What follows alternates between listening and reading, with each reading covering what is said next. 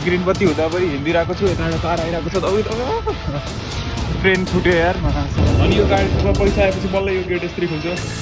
यो गेट खुल्यो अनि सकियो। अहिले चाहिँ 3:30 लगभग 4 बज्न लागेको छ। यति लामो छ ल, यत्रो पछाडि बियरको सिसा बजेको सुनिराख्नु भयो होला। Hey guys, welcome back to my vlog. अहिले चाहिँ बजिरहेको छ बेलुकाको 5। म चाहिँ गइरहेको छु काममा। आज कस्तो बनाउँदै रहेछ भन्दा नि ठ्याक्कै मेरो काममा जाने दिनमा पानी पर्दिरह भने। तर आँधी आए या तूफान अनि इसको कोही नहीं रोक सकता। मलाई यस्तो पानी सानीसँग डराएर घरमा बस्ने मान्छे होइन। छाता लिएर गइरहेको छु, तर मेरो हात भिजिरहेको छ क्या भिडियो गर्दाखेरि। यस्तो पानी परिरहेको छ। अझै ठुलो पानी त छैन, त्यही पनि स्टेसन पुग्दा पुग्दा म भिजिहाल्छु पुरै। म अहिले काम गर्ने ड्रेसमै छु, त्यही भएर यो सर्ट चाहिँ चेन्ज गर्ने हो। प्यान्ट र सुट चाहिँ मेरो यही नै हुन्छ। तर यहाँको मान्छेहरू त पानी पऱ्यो नि बालै हुँदैन हो, यत्तिकै स्टिलमा हिँडिदिन्छन्। पानी पऱ्यो पनि यिनीहरू केही मान्दैनन्। किनकि यिनीहरूको शरीर मेरो यस्तो भइसक्यो हुन्छ सानोबाट। अब म चाहिँ नेपालको एकदम गर्मी हुने ठाउँबाट है। म चाहिँ नेपालगञ्जबाट।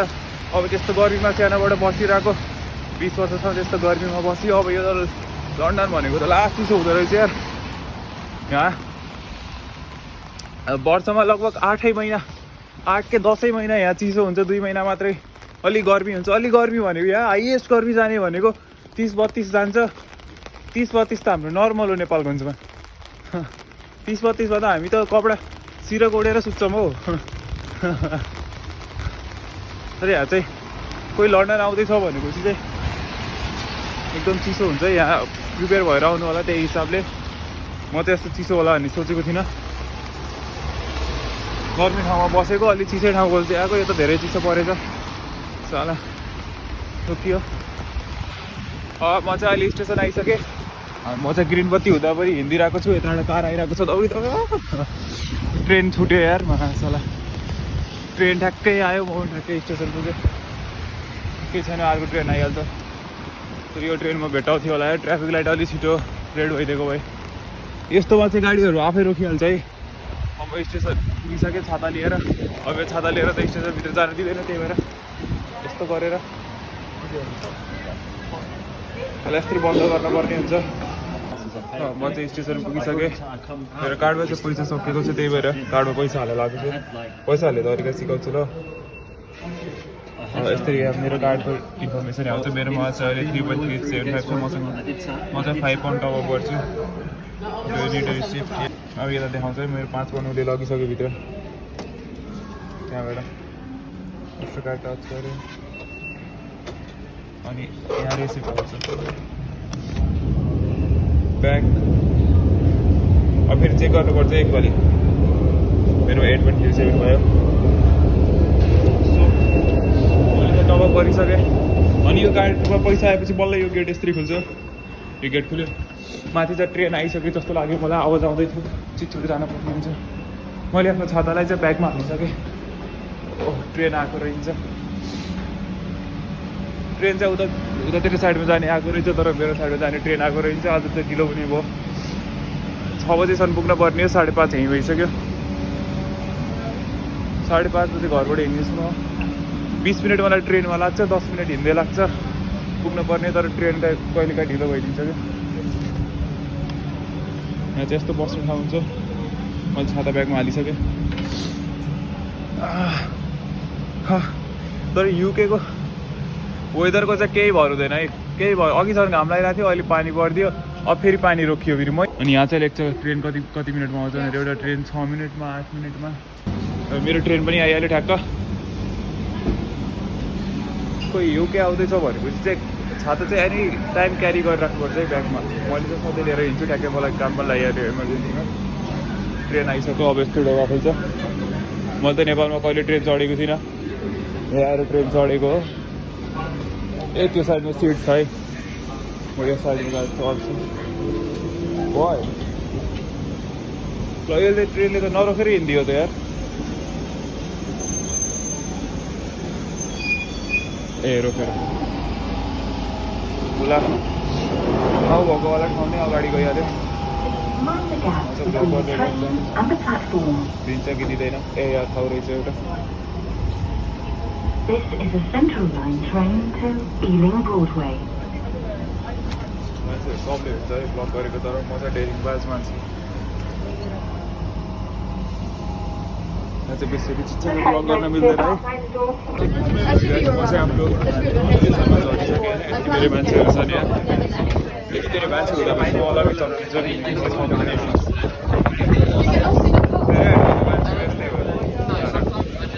यत्रो भिडमा पनि म अलग्गैबाट देखिन्छु सब खुट्टा पार्टीहरू छ अब 1 किलोमिटर टाढा भयो एस्केलेटरमा जानुपर्ने हुन्छ हेर यति बाटो छ म चाहिँ फेरि स्टेसनबाट बाहिर निस्किसकेँ बासालाई यहाँ झन् खतरा पानी परिरहेको छ यार तर आज चाहिँ मलाई जानु भनेको जम्मा 5 मिनट बचेको छ मलाई जान चाहिँ 12 मिनट लाग्छ 7 मिनट ढिलो हुन्छ म तर आज म कुद्दै जान्छु लेट्स सी ढिलो त हुन्छ तर पनि केही छैन त्यहाँको म्यानेजरले मलाई केही भन्दैन किनकि म चाहिँ खतरा काम गर्छु यहाँ पनि रेड लाइट छ यार अझै काममा जानु रेड लाइट भए पनि म चलिदिन्छु तर हजुरहरू चाहिँ मेरो ब्लग हेरिराख्नुपर्छ भनेपछि चाहिँ यो साइड चाहिँ धन्न ग्रिन भइहालेछ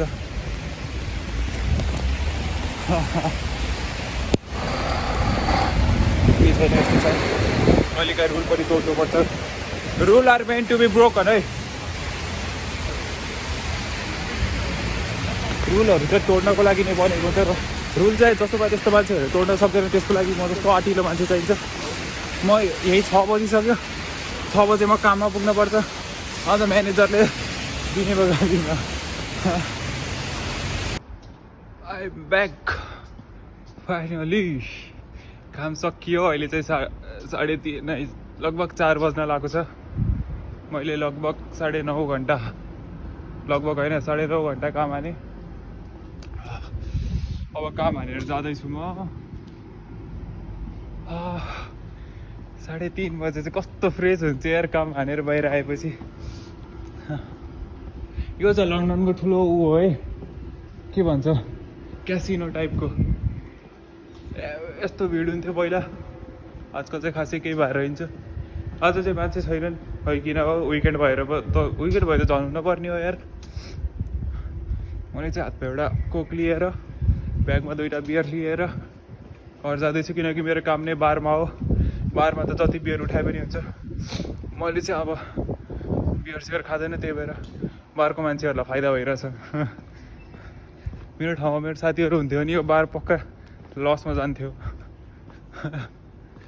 म छ र बार बचेको छ बारले तर म जस्तो मान्छे पाउनु भनेको ढुक्कै हो के बारमा तर कोक चाहिँ अब दह्रो दिन्छु है बारमा पनि कोक त म दिनमा यत्रो हुन्छ 200 ग्रामको हुन्छ 200 मिलिलिटरको हुन्छ दिनमा 8-9वटा त सकिन्छ होला यार खाँदा त्यत्रो खाइदिन्छु प्लस त्यहाँ बियरको अनेक थरी बियरहरू हुन्छ तर बियर खाने मान्छेलाई चाहिँ त्यहाँ काम मस्त हो कि जति भन्यो भने खान दिन्छ मैले चाहिँ त्यही बियरमध्ये 2टा बियर केटाहरूलाई लगिदिनु लगाएको छु यस्तो बियर लगेर पनि केटाहरूलाई दिँदाखेरि त कति बेला लाग्छ कि मैं तो नहीं इंसानों में बिकता हूँ यही दुकानों में कभी कभी तो लगता है पुनिच भगवान है लन्डन 4 बजिसकेको छ र यहाँ 3जना छन् लन्डनमा चाहिँ यसरी भ्लग गरेर हिँड्नु एकदम सेक्योर छैन है किनकि यहाँको मान्छेहरूले त माछालाई मोबाइल चलाउँदा भ्लग गरिरहेको छु अब आउँदा मोबाइल खोजेर हिँडिदिन्छन् यस्तो हुन्छ यहाँ त तर मलाई कसैको डर छैन मसँग त कोही डर भएपछि मान्छे म जस्तो हुन्छ कि म जस्तो मान्छे हुनुपर्छ कि निडर यस्तरी भ्लग गरेर हिँड्यो भने त ल कसैको आँट छैन क्या 4 बजे यस्तरी भ्लग गरेर हिँड्न लन्डनमा त्यही पनि मेन यहाँ यो त लन्डनको एकदम मेनमै पर्छ हो यो म अहिले कोभेन्ट गार्डनमा छु नेपाल भएकाले सर्च हानेर हेर्दा हुन्छ कोभेन्ट गार्डन यहाँ चाहिँ अति क्राइम हुन्छ है अब यत्तिकै मैले लिएर हिँड्न छु हामी त बाल छैन स्टेसन पुगिसक्यो अब यो स्टेसनबाट चढेर 22 मिनट मेरो स्टेसन त्यहाँ झर्ने त्यहाँबाट फेरि 10 मिनट हिँडेर अब 32 मिनटमा म घर पुग्छु 1 घन्टाको त यही बाटो छ यार स्केलेटरमा चढेर यति लामो छ ल यत्रो लामो छ मात्र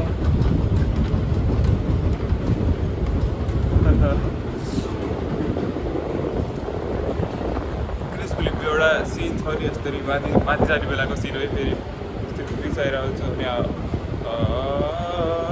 होला धुल बज्छ त के छैन यस्तो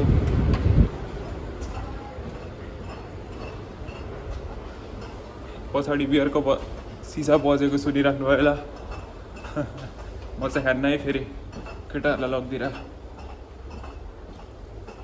म त यस्तो हावा चिजहरूबाट टाढै बसिसकेँ यस्तो चिजहरू म चाहिँ खाँदिनँ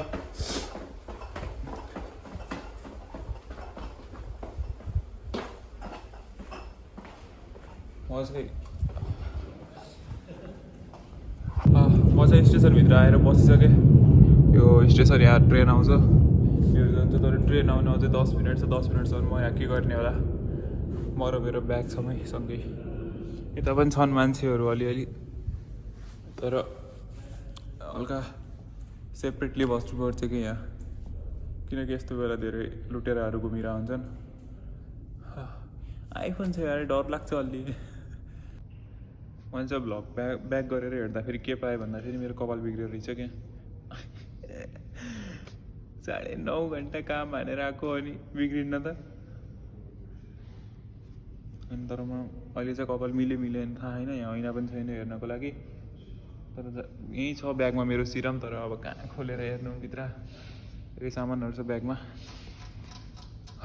तर कपाल बिग्रेको रहेछ मैले त्यो पाएँ कपाल बिग्रेको पाएँ मैले केही छैन काम गरेर आएको बिग्रिहाल्छ अलि मेरो लुक्सलाई खराब गरेर आएको रहेछ कि कपालले कपाल काट्नु भनेपछि यहाँ 15 पाउन्ड लाग्छ त्योभन्दा बरु राख्ने कपालको किमत 15 पाउन्ड छ त कपालमा चार्ज पनि छैन अब म घर गएको ब्लग आउँदैन होला this may be the end of the blog यहाँसम्म हेर्नुभएकोलाई धेरै धेरै धन्यवाद see you in the next blog till then bye bye see you